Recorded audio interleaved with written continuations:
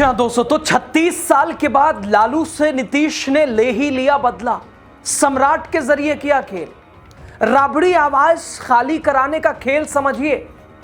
दोस्तों, बिहार की राजनीति में क्या 36 साल पुराना हिसाब अब जाकर चुकता किया जा रहा है? क्या राबड़ी देवी से सरकारी बंगला खाली कराने की कार्रवाई सिर्फ एक प्रशासनिक प्रक्रिया है या फिर इसके पीछे राजनीति, बदले और सत्ता का पुराना इतिहास छुपा है? दोस्तों, एनडीए सरकार आज जो कर रही है सरकारी संपत्ति नियम के मुताबिक, लेकिन सवाल उठ रहा है कि क्या यही नियम सबके लिए बराबर लागू होता है? और क्या इस कार्रवाई के जरिए बिहार की राजनीति को एक नया संदेश देने की कोशिश की जा रही है? और दिलचस्प बात जो है वो समझिए, जिस नीतीश कुमार को कभी पटना में रहने के लिए सरकारी छत तक नसीब नहीं हुई थी, जिनके बारे में आरोप लगाए जाते हैं कि लालू राज में उन्हें सरकारी आवास से दूर रखने की कोशिश की गई, आज वही नीतीश कुमार सत्ता में थे तो नहीं, लेकिन अब पावर सेंटर से हटते ही लेकिन कंट्रोल तो है ही है। और सम्राट के जरिए लालू प्रसाद यादव से 36 साल पुराना बदला। दोस्तों, आपको बताते हैं, दिखाते हैं 36 साल पुरानी वो कहानी जब लालू और नीतीश राजनीति के सबसे करीबी साथी हुआ करते थे। फिर ऐसा क्या हुआ कि दोनों के रास्ते अलग हो गए, और क्यों आज राबड़ी आवाज का विवाद उस पुराने इतिहास की याद दिलाता है? स्वागत है आपका राजनीति बिहार का खास सेगमेंट देख रहे हैं, मैं हूं यासूब रजा। दोस्तों, पूर्व मुख्यमंत्री राबड़ी देवी के 10 सर्कुलर रोड आवास को लेकर घमासान है। सियासी हंगामा बिहार में मचा हुआ है। एक तरफ राबड़ी देवी अड़ी हैं कि किसी भी कीमत पर बंगला खाली नहीं करेंगे, दूसरी तरफ सरकार ने 10 दिनों का आखिरी अल्टीमेटम दे दिया है। राबड़ी देवी आवाज खाली करने में रुकावट कहां आ रही है? क्यों ऐसा किया जा रहा है? राजद नेता एनडीए सरकार पर दुश्मनी वाला बर्ताव करने का आरोप लगा रहे हैं। बदले की कार्रवाई, मूलभूत मुद्दों से ध्यान भटकाने की कोशिश, कई तरह के आरोप है, आरोप प्रत्यारोप है, सवाल और जवाब है। दोस्तों, लेकिन सरकारी बंगला खाली करने को लेकर इसकी शुरुआत किसने की?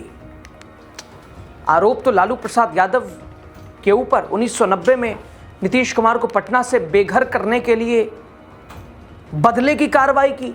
उस समय नीतीश कुमार सांसद थे, पूर्व केंद्रीय मंत्री थे। नीतीश कुमार ने लालू प्रसाद यादव को मुख्यमंत्री बनाने में मदद की थी।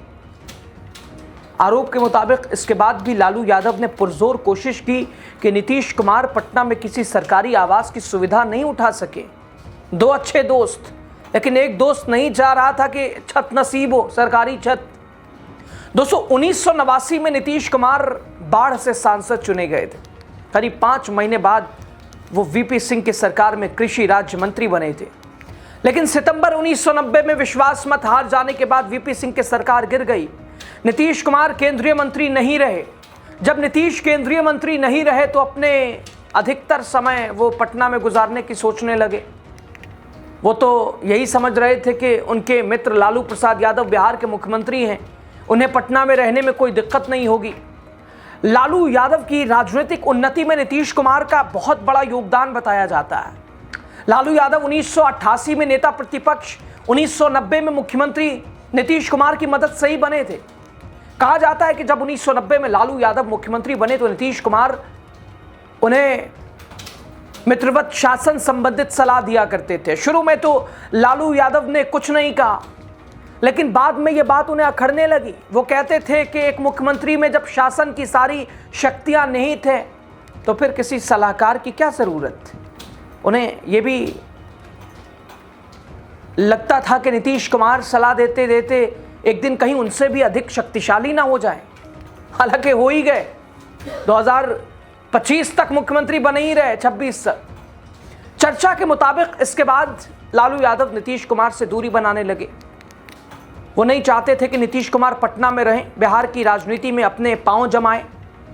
तब दोस्तों, केंद्रीय मंत्री पद से हटने के बाद नीतीश कुमार जब दिल्ली से पटना आए, उन्होंने लालू यादव से स्टेट गेस्ट हाउस में रहने देने का अनुरोध किया था। लेकिन लालू यादव ने नियमों का हवाला देकर उन्हें स्टेट गेस्ट हाउस देने से इनकार कर दिया, मना कर दिया। नीतीश कुमार को बहुत ताज्जुब हुआ। फिर नीतीश कुमार पटना में अपने लिए कोई आशियाना तलाशने लगे। इसी बीच उनके एक इंजीनियर दोस्त अरुण कुमार से मुलाकात हुई। अरुण कुमार बिहार सरकार में इंजीनियर थे। उन्हें रहने के लिए उन्होंने पुनाई चक में F4 आवास आवंटित हुआ था।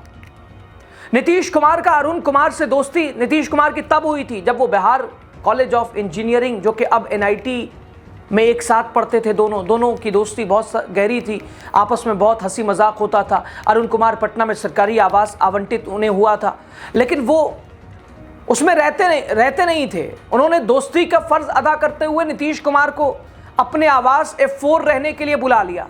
नीतीश कुमार जब अपने दोस्त अरुण कुमार के सरकारी क्वार्टर में रहने लगे तो बात मुख्यमंत्री लालू प्रसाद यादव तक को भी मालूम हुई। कहा जाता है कि लालू यादव को यह बात गवारा नहीं हुई। लालू यादव ने इंजीनियर अरुण कुमार का ट्रांसफर कर दिया, पटना से बाहर कर दिया। उनका सरकारी आवास F4 छूट गया। वो आवास नए इंजीनियर को आवंटित हो गया। मजबूरन नीतीश कुमार अब क्या करते। अब दोस्तों लालू यादव का रुख देखकर उन्होंने अपना सामान समेट लिया, F4 आवास से बाहर निकल गए। आरोप लगा कि लालू यादव ने नीतीश कुमार के साथ बदले की भावना के कारण कार्रवाई की है। दोस्तों नीतीश कुमार को पटना में अपना कोई घर नीतीश कुमार का नहीं था। लालू यादव उनके खिलाफ काम कर रहे थे। अब उनके सामने मुश्किल आ गई, आखिर पटना में कहाँ रहें। तब उन्हें अपने एक व्यवसायी दोस्त विनय कुमार की याद आई। विनय कुमार का घर बोरिंग रोड इलाके में था। उनके पास 2 कमरे का एक फ्लैट खाली था। विनय कुमार ने नीतीश कुमार को रहने के लिए अपना फ्लैट दे दिया। नीतीश कुमार इस फ्लैट में करीब 13-14 साल रहे। केंद्रीय राजनीति से फुर्सत मिलने के बाद वो जब पटना में होते यहीं रहते। विनय कुमार का यह आवास नीतीश कुमार के लिए बहुत ही भाग्यशाली साबित हुआ। इस घर में रहते हुए नीतीश कुमार ने लालू यादव को सत्ता से उखाड़ फेंकने का संकल्प लिया था। आवास रहने का छत नहीं दिया तो भाई दूसरा क्या ही करेगा। आखिरकार नवंबर 2005 में यह संकल्प पूरा भी हुआ।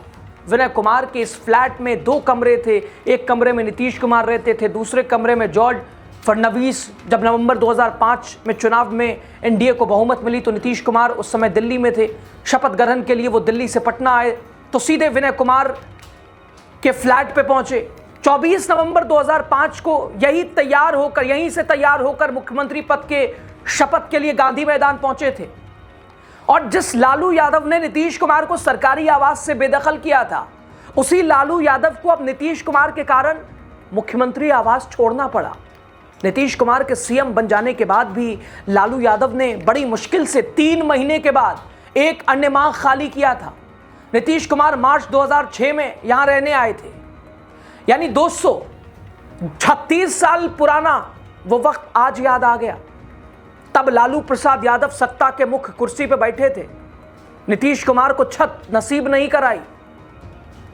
और अब जब वक्त बदला उस वक्त लालू यादव सोचते थे कि नीतीश कुमार सलाह देते हैं हमारे कहीं हमसे भी बड़ा कद ना हो जाए। और आज हुआ। नीतीश कुमार की राजनीति लालू प्रसाद यादव से बड़ी, क्योंकि सत्ता में ज़्यादा दिन तक रहने वाले मुख्यमंत्री देश में भी 10 अगर टॉप 10 CM को देखिए तो नीतीश कुमार उसमें गिने जाते हैं। अब ऐसे में वक्त तो बदलता ही है। तो लालू प्रसाद यादव के वक्त में हालांकि कथित तौर पर बहुत सारे उस शासन पर सवाल पूछे गए। बहुत सारी फिल्में भी, गंगा जल जैसी फिल्में बनी जो कि साधु यादव का आतंक कथित तौर पर लोग कहते हैं। खैर बहरहाल उस पर नहीं जानेगा। लेकिन यहाँ राबड़ी आवास विवाद का अब उस 36 साल पहले विवाद से जोड़कर देखा जा रहा है कि नीतीश कुमार सत्ता में थे तब तो उन्होंने क्योंकि नैतिकता दिखाई, दोस्ती का फर्ज निभाया। भले ही एक दोस्त ने कुछ भी किया, जैसा भी व्यवहार किया, जैसे भी पेश आया, लेकिन अब जब नीतीश कुमार उन्हें शिफ्ट कर दिया गया है, बीजेपी पूरी तरह से सत्ता में आ गई है, तो अब सम्राट चौधरी के जरिए नीतीश कुमार क्या लालू प्रसाद यादव से वो 36 साल पुराना आवास वाला बदला और शायद 10 सर्कुलर रोड राबड़ी देवी को क्या छोड़ना ही पड़ेगा। इस अदले बदले की कहानी को लेकर जो भी आपकी राय हो दीजिएगा। फिलहाल राबड़ी आवास पर घमासान है, वो आवास छोड़ती हैं नहीं छोड़ती हैं, शासन प्रशासन कैसे सामना करता है, देखना दिलचस्प है। राय जो भी हो आप दे दीजिए। बहुत शुक्रिया।